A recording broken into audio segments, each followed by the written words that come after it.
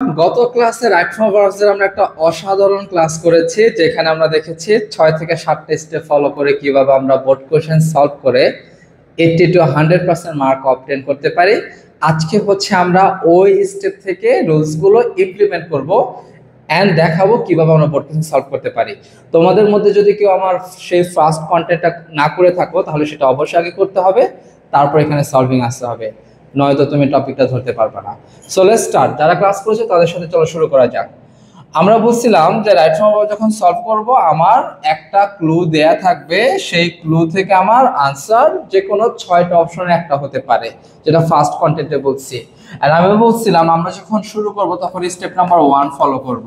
Step number 1 এর মধ্যে আমাদের কি দেখতে হবে, প্যাসেজটা প্রেজেন্ট নাকি পাস্টে আছে। আমরা দুই এক লাইন পরে একটু সাইনগুলো খোঁজার চেষ্টা করব, ওই সাইন্স থেকে আমরা বোঝার চেষ্টা করব প্রেজেন্ট আছে নাকি প্যাসেজটা নাকি পাস্টে। দেখো এখানে বলতেছে দেয়ার আর মেনি পিপল। আমি বলছি অ্যামিজার যদি পাই, প্যাসেজটা কিসে আছে, প্রেজেন্ট নাকি পাস্টে? প্যাসেজটা প্রেজেন্টে। যেহেতু প্যাসেজটা প্রেজেন্টে, তার মানে আমার যতগুলো ভার্ব আছে সেইগুলো হয় ভার্বের এক নাম্বার ফর্ম দিতে হবে, অথবা ভার্বের সাথে এস বা ইএস দিতে হবে। কতক্ষণ দিব? যতক্ষণ না আমাকে পাস্টের কোনো নিয়মে সে ইন্টারফেয়ার করে, যতক্ষণ না ভার্ব যে প্রিপজিশনের নিয়ম বা অন্য কোনো নিয়মে সে ইন্টারফেয়ার করে, ততক্ষণ পর্যন্ত আমি এই নিয়মে সলভ করতে যাব। তাহলে চলো শুরু করা যাক। There are many people who not take. আমি বলছিলাম ভাইয়া নট যদি থাকে সেটা হয় বোঝাবে ডু নট, ডাজ নট অথবা ডিড নট। আমার প্যাসেজটা যেহেতু প্রেজেন্টে আছে, তাহলে ডিড নট বসার কোনো অপশন নাই, হয় বসবে ডু নট অথবা does not.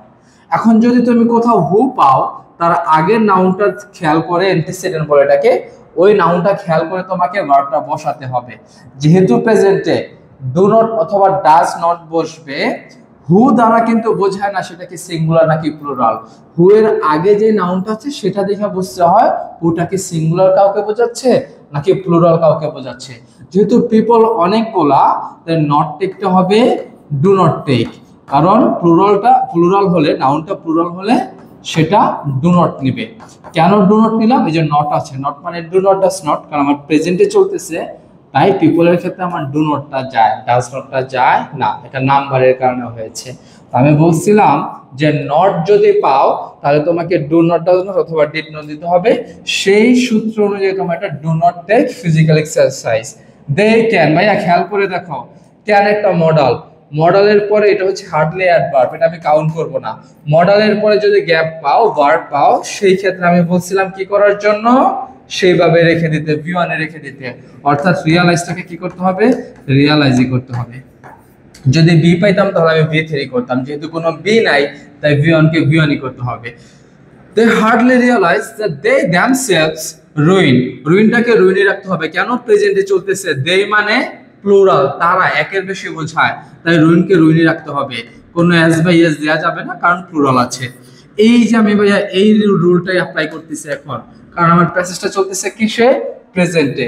Step number 1, প্যাসেজটা present থাকার কারণে আমি এই নিয়মটা ফলো করতেছি। তোমার অর্থ বোঝার প্রয়োজন নেই, শুধু টেকনিক ফলো করে তুমি দেখো কয়টা করতে পারো। দে ফল ভিকটিম। আচ্ছা, ফলকে ফলই রাখবো, বলো তো কেন ভাইয়া? কারণ দে হচ্ছে প্লুরাল, আমার প্রেজেন্টে চলতেছে, তাই আমি V1 রেখে দিছি।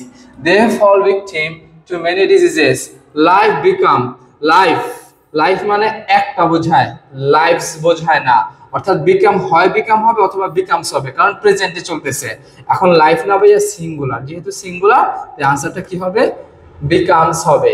যদি লাইফস বলতো, লাইফস অনেকগুলো জীবন বলতো, তাহলে আমি বিকাম দিতাম। যেহেতু লাইফ বলছে তাই আমাকে কি দিতে হবে, বিকামস, প্রেজেন্টে চলতেছে তাই আজ দিতে হইছে।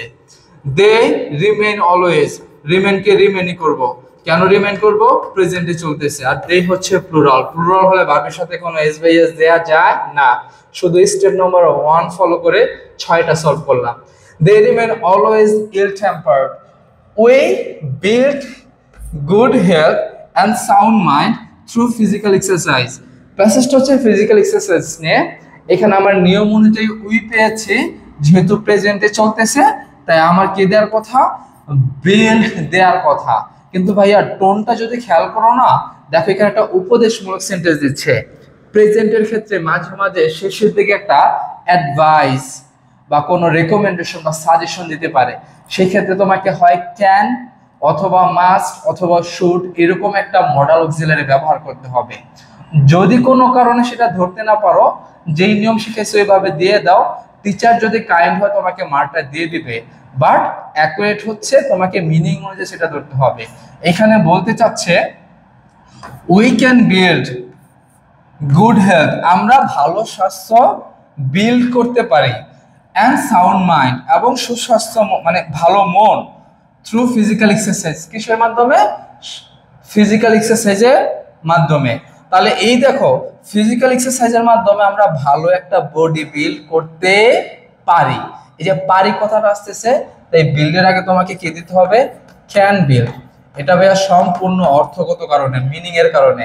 এইরকম মিনিংটা না প্রেজেন্টে যখন প্যাসেজটা দিবে তখন এরকম একটা দিয়ে দেয়, এটা তোমাকে মাথায় রাখতে হবে। We can build good health and sound mind through physical exercise. Physical exercise make our body active and the muscle strong.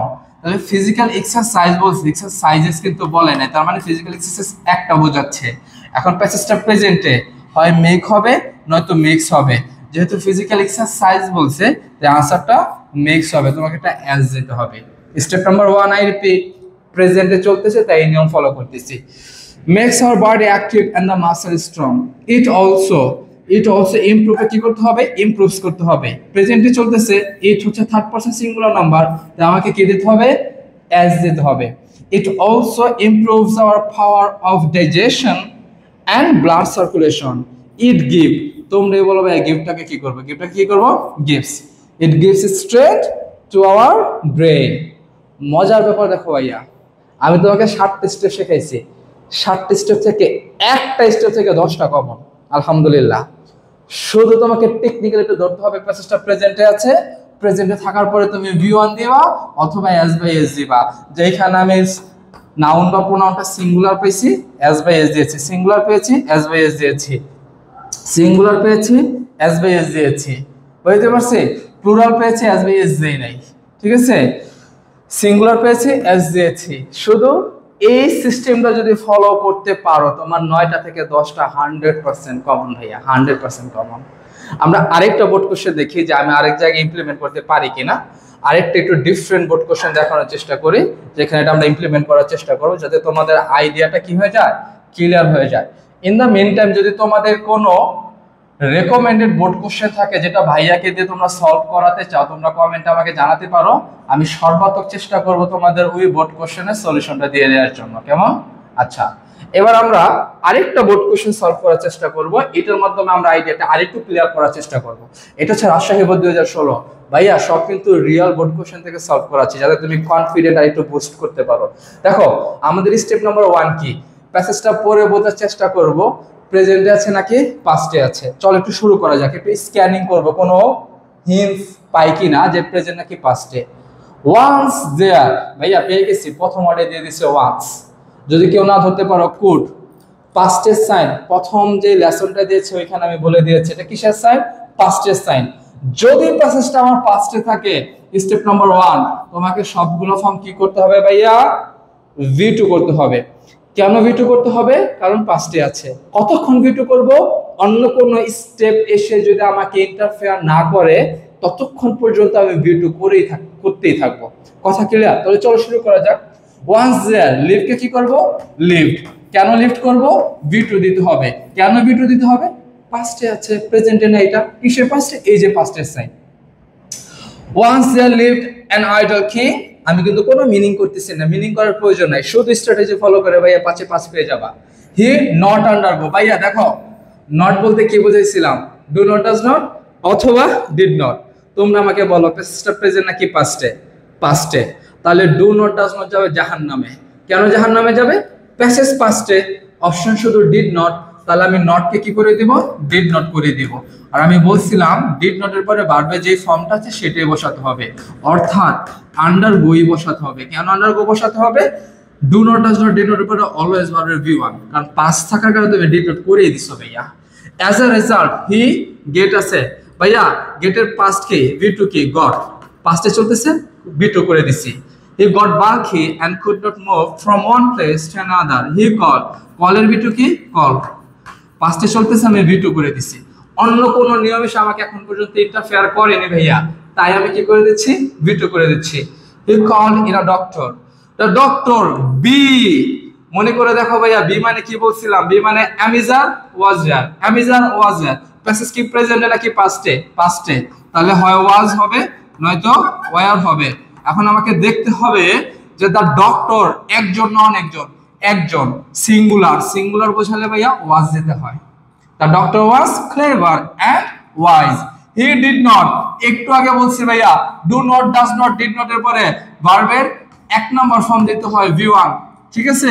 কারণ ওরা কিন্তু ডিড নট করেই দিছে, তোমাকে নতুন করে আর কিছু করা যাবে না। অর্থাৎ প্রেসক্রাইবকে তোমার প্রেসক্রাইবে রাখতে হবে, অর্থাৎ V1 এ দিতে হবে। কারণ কি? Do not, does not, did not এর পরে V1। ডিড নট ওরা করেই দিছে, তোমাকে আর কষ্ট করে কিছু চেঞ্জ করতে হবে না। Prescribe any medicine for the king. He asked the king to buy a club and, ভাইয়া বলছিলাম and এর আগে পরে সমান সমান, অর্থাৎ and এর আগে যে ভার্বের ফর্মটা আছে পরের ভার্বটা ওই ফর্মে দিতে হবে। তুমি খেয়াল করো and এর আগে 2 + V1 একটা ভার্ব আছে, V2 একটা ভার্ব আছে, ঠিক ইমিডিয়েট আগে যেটা আছে সেটা দিয়ে করতে হবে। তো and এর আগে যেহেতু 2 + ভার্ব আছে, and এর পর আমাকে 2 + ভার্বই করতে হবে, অর্থাৎ টু মুভ দিতে হবে। তবে একটা কথা মনে রাখতে হবে, and এর পরে না ভার্বের সাথে টু আর দিতে হয় না, এটা হচ্ছে কমনে কাটাকাটি চলে যায়। যেহেতু একবার টু বাই বলছে, to buy a club and to move, এই টুটা আর বলার প্রয়োজনে শুধু মুভ দিলে হবে, and move it in the year. কথা কি ক্লিয়ার? মানে টু দিলে একটু ব্যাকআপ লাগবে। অ্যাকুরেসি ইংলিশ হচ্ছে টু এন্ড এর আগে একবার ব্যবহার করলে পরে আর ব্যবহার করতে হয় না। টুটা এখানে উজ্জ্ব আছে, হিডেন আছে। বুঝতে পারলাম ভাইয়া? এটা এন্ড এর নিয়ম আসছে, প্রথম কন্টেন্টে বলছিলাম। It in the ear till his hands. B ভাইয়া, বি মানে কি? বি মানে অ্যামিজার ওয়াজার। প্যাসেজটা কিসে চলতেছে? পাস্টে। অ্যামিজার যাবে জাহান্নামে, অপশন নাম্বার দুইটা, ওয়াজ অথবা ওয়্যার। এখন বলো টিল হিজ হ্যান্ডস, হ্যান্ডস কি একটা না দুইটা? দুইটা, তাই তো হ্যান্ডস বলছে। যেহেতু দুইটা, ওয়াজ হবে না ভাই, আনসার হবে কি? ওয়্যার। তাহলে বি মানে এখানে ওয়্যার বোঝাচ্ছে, বি মানে অ্যামিজার ওয়াজার বোঝা। কেন ওয়্যার হয়েছে সেটা বলে দিলাম। দা কিং স্টার্টেড, ভাইয়া 6টা ভার্বের কথা বলছিলাম, স্টার্ট, স্টপ, লাভ, লাইক, হেট, মাইন্ড। এই 6টা ভার্বের পরে যদি কোনো ভার্ব আসো, বলছিলাম ভার্বের আইএনজি ফর্ম দিতে দেখার কোনো প্রয়োজন নাই, প্রেজেন্টে নাকি পাস্টে। যেহেতু স্টার্টেড পাইছি, ফলোটাকে কি করে দিব? ফলোইং করে দিব, অর্থাৎ আইএনজি করে দিব। দ্য কিং স্টার্টেড ফলোইং, স্টার্টের পরে যেহেতু আমি ভার্বটা পাইছি, তাই সেটাকে কি করে দেব? আইএনজি করে দেব। প্রেজেন্ট নাকি পাস্ট দেখার কোনো মানেই নাই।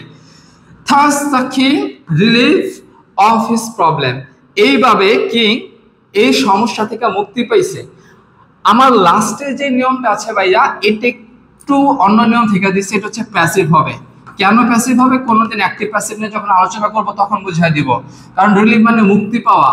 তুমি যদি স্টোরিটা পড়ো, একটা রাজা খুব মোটা বালকি হয়ে গেছিল, সে কোনো কাজ কাম করে না, সে ওষুধ পানির জন্য একটা ডক্টরকে কল দেয়, সে একটা মেডিসিন দেয়, মেডিসিন মানে একটা ট্রিটমেন্ট দেয়, একটা এসে দেয়, তাকে একটা স্ট্র্যাটেজি ফলো করতে বলে, সেটার মাধ্যমে সে মুক্তি পায়। এখন রাজা কিন্তু নিজে নিজে মুক্তি পায় নাই, সে কারো মাধ্যমে আল্লাহর রহমতে বা ডক্টর তাকে একটা রিকমেন্ডেশন দিয়ে মুক্তি পাওয়া দিছে। এই কারণে এটা প্যাসিভ হবে। আর প্যাসিভ মানে V3, V3 আগে অবশ্যই অ্যামিজার ওয়াজার দিতে হয়, যেহেতু পাস্টে আছে। পাস্ট প্যাসিভ হলে ওয়াজার V3 দিতে হবে। দা কিং এর ক্ষেত্রে একজনতে ওয়াজ আর রিলিভের V3 কি? রিলিভড। এটা যদি আমি কোনোদিন অ্যাক্টিভ প্যাসিভ নিয়ে ডিটেইলস আলোচনা করি তখন আরো বোঝাই দিব। আপাতত মনে রাখো রিলিভ ভার্বটা প্যাসিভে ব্যবহার হয়েছে, যেহেতু পাস্ট প্যাসিভ তাই ওয়াজ রিলিভ দিতে হয়েছে। এইটা যদি আমি বাদও দিই ভাইয়া, প্রথম এ থেকে আই পর্যন্ত এই 9টা আমি প্রথম কন্টেন্টে যে 7টা স্টেপ বলছি ওইখান থেকে কমন পড়ে গেছে ভাইয়া। এখন তুমি আরো কয়েকটা বোর্ড কোশ্চেন সলভ করো, আরো তুমি অনেক ডেভেলপ হতে পারবা, মানে এই আইডিয়াগুলো আরো ভালোভাবে বুঝতে পারবা। আর তোমাদের যদি কোনো প্রবলেম থাকে কোনো বোর্ড কোশ্চেন নিয়ে যেটাতে তুমি এই নিয়মটা অ্যাপ্লাই করতে অনেক প্রবলেম ফেস করতেছো বা অনেক কিছু ব্যতিক্রম মনে হচ্ছে, তাহলে ভাইয়াকে কমেন্ট বক্সে জানাবা। I will try my best to solve that board question that can be quite helpful for you. But the thing is that যদি কন্টেন্টটা তোমার কাছে মনে হয় যে একটু অ্যাডভান্টেজ ক্রিয়েট করছে, শেয়ার অবশ্যই করতে হবে, একটা কমেন্ট করে জানান দিতে হবে। তাহলে আমি পরবর্তী কন্টেন্ট নিয়ে আমি ভাববো, আর অন্যান্য যে গ্রামার টপিকগুলো আছে, ইংলিশ ফার্স্ট পেপার আছে, এসএসসি শিক্ষার্থী তোমরা যারা আছো, সবগুলো কন্টেন্টস আমি এইভাবে আলোচনা করে দেব। আর এটা তোমার জন্য একটা বড় এইচএসসির জন্য আর আলটিমেটলি তুমি যে কোনো কম্পিটিটিভ এক্সামে যাও, এটা বড় অ্যাডভান্টেজ হবে। So what you have to do is try to share these videos as much as you can and keep supporting me. See you in the next video. Next নতুন কোনো টপিকে, নেক্সট ক্লাসে নতুন কোনো টপিকে আমি চেষ্টা করব আরেকটু নতুন ভাবে, আরেকটু ইজি করে, যাতে তোমাদের বিভিন্ন টপিক মানে আমি বোঝাতে পারি। Till then, keep supporting me. Allah Hafiz. See you in the next video. Bye.